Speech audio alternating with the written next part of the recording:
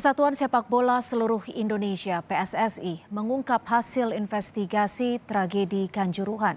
Ketua Panitia Pelaksana pertandingan Arema FC dan Persebaya, Abdul Haris, dinyatakan tidak boleh beraktivitas di lingkungan sepak bola seumur hidup.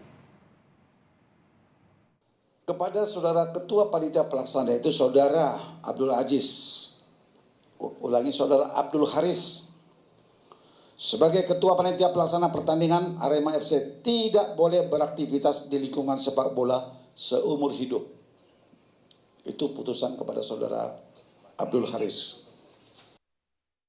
Kepada klub Arema FC dan panitia pelaksananya, badan pelaksananya,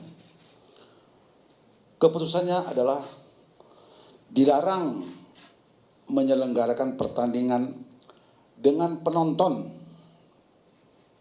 sebagai host, sebagai tuan rumah, dan harus dilaksanakan di tempat yang jauh dari home base Malang.